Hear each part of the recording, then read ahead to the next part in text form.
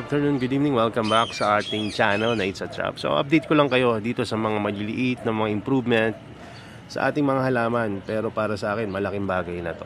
So ito yung ating Helianthora. At alam nyo naman na bagong acquire lang to. Ewan ko nga kung na-feature ko na to sa mga previous video. Pero dumating to na aapat yung kanyang feature. At ako'y nag-expect na mag-iitim yung mga dating feature niya. Pero praise God, hanggang ngayon wala pang umiitim mula nung dumating sila. 'Di ba? Ibig sabihin lang matibay talaga etong Helianthora na dumating sa atin. At ito ang isa pang bonus diyan. Tumubo na yung kanyang new feature. Ayan. Nung pagdating kasi dito wala pa yan. Pero ngayon tinubuan na ng isang maliit na feature. At tingnan natin kung lalaki yan tulad ng mga feature na meron siya ngayon. So, may mga iba rin na wala pang wala pang new growth tulad ditong Helianthora ionaceae. Ayan, itong dalawang feature lang na malungkot dito. Pero masaya pa rin ako dahil bakit? Dahil hindi pa nangingitim yung mga feature nung dumating sila dito, tulad nitong Sarracenia naides na to. Ito naman Pulchella, ganun din, maayos rin yung kalagayan niya. Although maliliit, maraming growth point. Ayan. Hindi ko masabi kung may mga bagong feature na yan sa liit niyan. Pero mukhang okay naman, di ba? So, good. Ito namang Helianthora minor natin na isa sa mga pinaka-impressive na Helianthora dito dahil napakaraming feature ay nagkaroon naman ng senyales ng pag-decline ng kanyang kalusugan. Kasi nangitim itong ibang mga feature niya. Yan. Ito. So, hopefully hanggang dyan na lang yung pangingitim niyan at wag nang kumalat pa. Dahil yan, nasobrahan tayo sa fertilizer. So, maganda niyan. Ang daming mga bagong mga feature at ang lalaki. So, sana makabawi sila. At sana mapropagate na natin to after nating mabisi sa ating mga trabaho ngayon. At marami pang naging improvement dyan sa ibang Helianthora. Tulad na lang halimbawa na itong si Newtons na meron ng medyo mas malaki-laking feature kaysa nung unang dumating. Pero nag-aalala ako dito kay Puliculata. Bakit yan ito?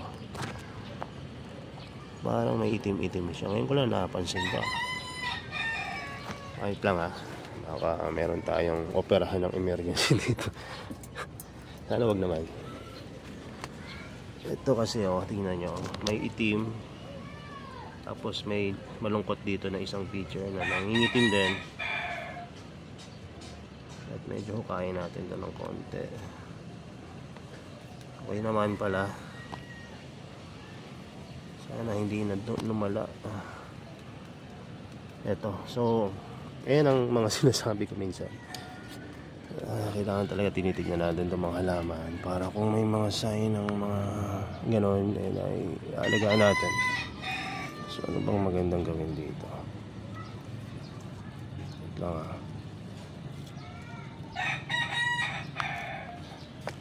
Ayan, okay naman pala. May mga nangitim. Pero wag naman sana yung main growth point. Ay naku, wala na tayong makuha na itong Puliculata na to. Yung tingnan ko maigi. Wala naman, okay pa naman, okay pa. Masyado lang tayo nag-alala. Pero okay pa naman siya.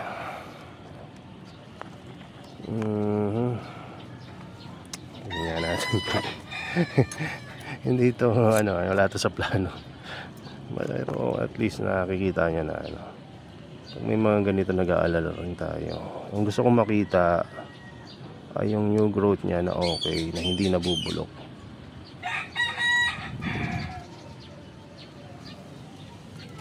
Kasi kung nabubulok na yung kanyang gitna, ayun yung alarming.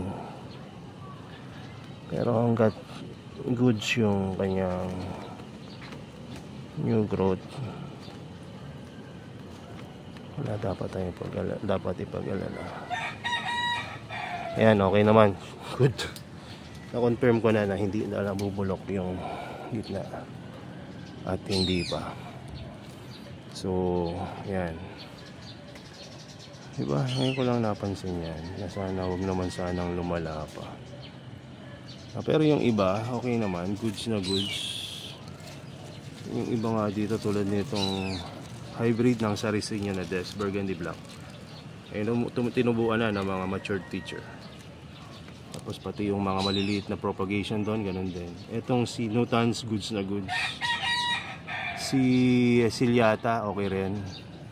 Ito lang si Heterodoxia at si Puliculata dumagdag. So medyo alalahanin ko ngayon. Pero hopefully hindi naman matuloy ito at tumubuo at na sana yung mga bagong mga picture niya na may ayos. Actually, naalala ko, nangyari na rin pala yan dito.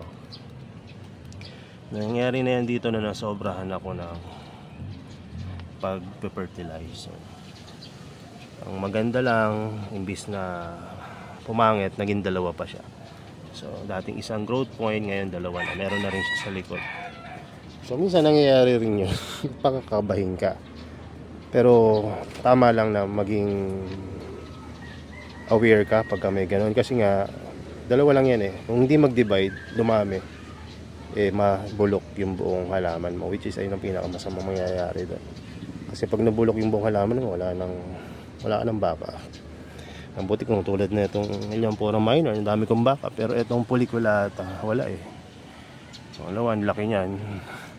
Kumpara sa, medyo malaki pala. Hindi naman sobrang laki. Medyo malaki. Hindi naman ganun kamahal rin ang bili ko dito. Pero nag-iisa pa lang kasi yan. No? Huwag naman sana mamatay. Hindi ko na lang bubunutin. Gawin ko siguro, diligan ko. Wait lang, kunin natin yung tubig. Ba't mo didiligan, sir? Naman na nga mag-rutrat. Diligan mo pa. Hindi, lilinisan ko lang para mas malinis. Ayan, wala yung tubig. At spray natin yung area na may parang discoloration na hindi ko gusto. Ayun mo, ang video na to para sa improvement eh. Naging video tuloy ito. I-rescue itong isang Helianthera.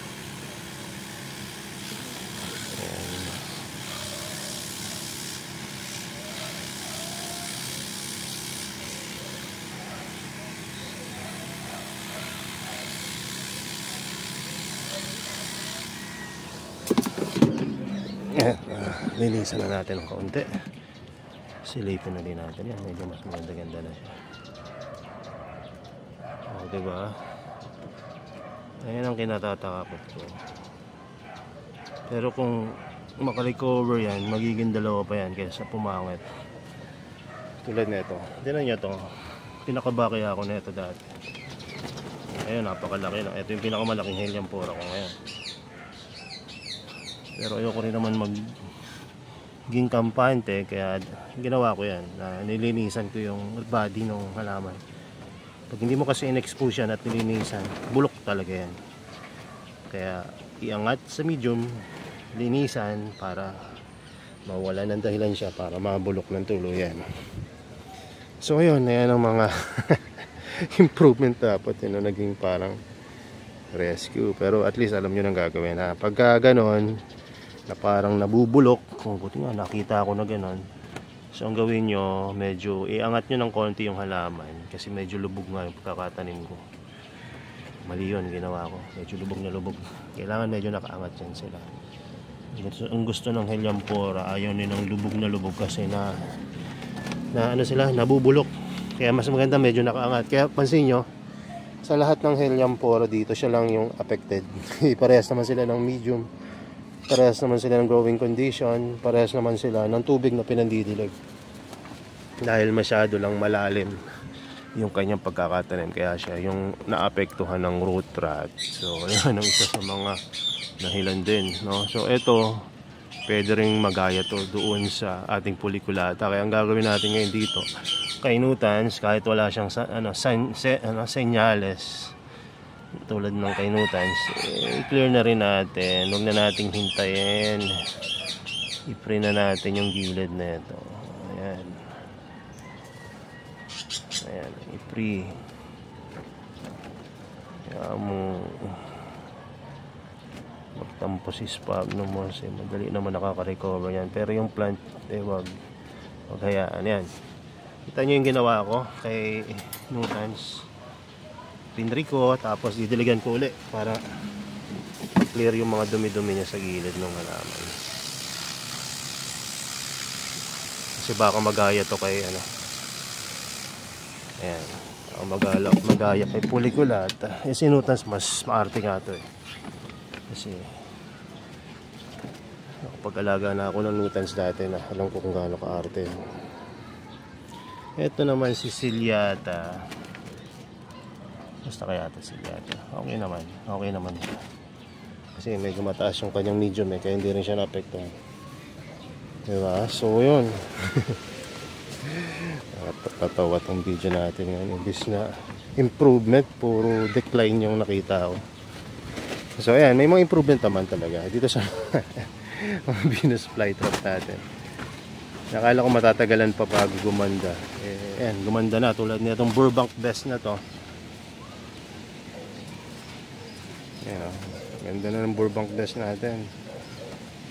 Dumating kaya ito na ano, bugbog, pero ngayon recover na. Tapos marami tayong patubo ngayon na flower stock ng BFT. At may nakita akong parang pulse bibari ba yung tawag doon. Pero wag tayo magpasiguro kasi hindi pa naman natubo yung ano niya. Hindi pa bumubuka yung flower stock. Ito parang malapit na to, itong pula. Ayan o, tingnan nyo. Parang bukas bubuka na to. Ang inaandala ko lang pala, meron akong seminar ng 2 araw. Baka dun pa sa araw na yung bumuka. Ano ba to? Anong gagawin natin dito?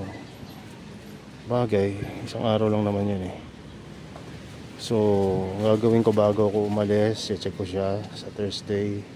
Pagkadating ko ng Friday, pupuntahan ko rin siya. Baka kasi ma-delay tayo sa pag-pollinate sa kanya, yari. Sayang ng paghihintay. So ayan yung mga update, no, improvement, decline, anong solution ng ginawa natin. Diba, simple lang naman, pero laki ng epekto rin nun sa kanila. Kung hinayaan ko, maaaring mamatay na yung kanyang pora ko na yun. Naagapan natin, buti na lang talaga umakit tayo dito. Pagiging tamad sa pag-aalaga ng halaman ay hindi magandang ugali.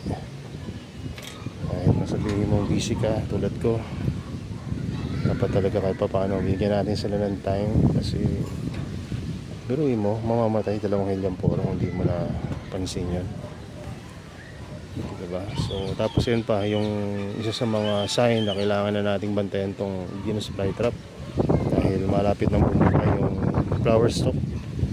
Pag hindi natin na agapan, masasayang at hindi naman sigurado mag self pollination. So, eto pala si Asura.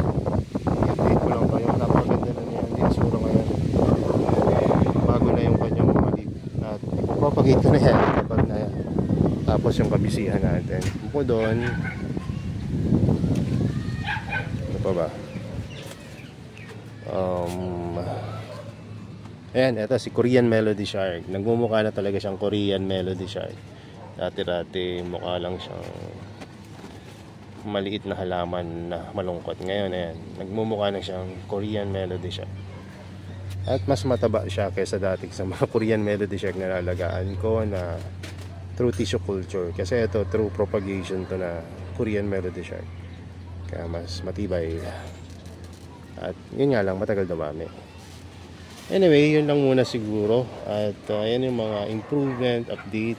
Pwede mo yung gawin kapag parang nagro-root rot, i-clear nyo, itaas nyo yung pagkakatanim para hindi mabulok.